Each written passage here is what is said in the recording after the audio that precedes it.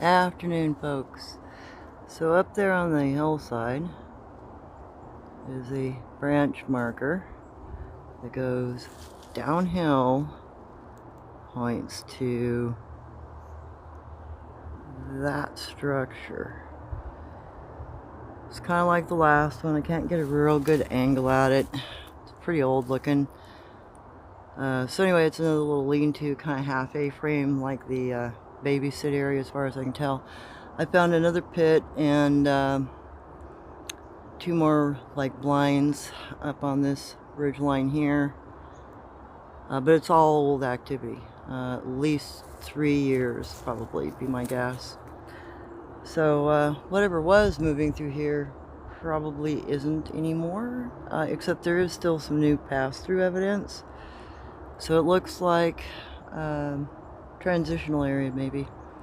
I know there's a lot of new housing and stuff going in here, so maybe they've been kind of forced out of the area.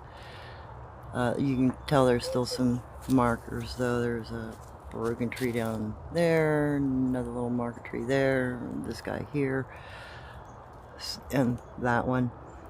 So not only does it look like it's between two groups, Dogman and potentially Oma, it looks like they're getting kind of moved out of the area a bit.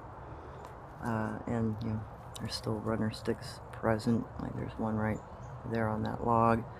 And this is by the skinned off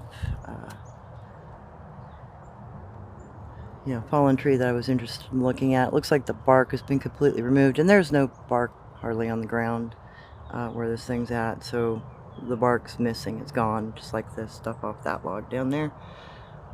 So there's probably some still some bark collection going on. But anyway, old evidence. So part of what I've been getting at, trying to show people their tracking evidence. I want to show that there are some commonalities between all types. That's why it's hard or difficult to determine if you're dealing with a dogman or a Bigfoot or whatnot. If you haven't had an actual sighting in the area, it's going to be difficult to determine that till you find a track, because the behaviors are all so similar. So that's part of the reason why I'm showing this stuff, so that you can see the common types of behavior throughout the different types of Sabe Bigfoot groups. The structures, their types of foraging, their hunting behavior, their tool use, etc. It's all very similar. Some use more wood, some use more stone, but they have consistent behavior.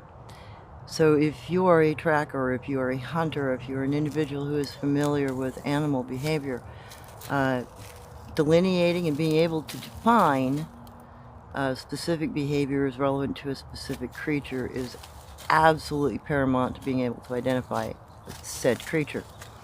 Because a bear does not act like a cougar. A deer does not act like a wolf, etc. So these guys, Bigfoot, have some very common behaviors.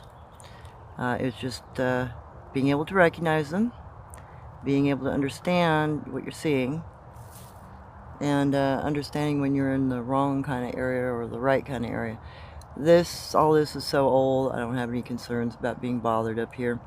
And I do have cell reception in this area, so I might consider doing a live up here. I haven't gotten a lot of interaction up here, tapping, and there's more to explore south of here. But being able to identify behaviors gives you an upper hand on understanding what's in the woods with you and where you're at in the woods. So keep that in mind. Part of the reason why I'm showing you guys this sort of thing is not just for researchers, but anybody taking a hike or hunting or fishing and whatnot. If you see certain things like a boogeyman marker, get out of that area. If you don't see anything that's other than basic stuff like structures and whatnot, and you don't see any new evidence, you can be pretty rest assured you're in a safer area where you're not going to be disturbed. So just being able to identify some basic behaviors will really help people, I think. Anyway, thank you for being strong as nails. Thank you for hanging tough. Sorry, I'm probably not going to monetize this channel, but I really appreciate you guys. If you find my content of interest or useful, please share it. More coming this summer. Be out doing more field trips. So, more later. Take care.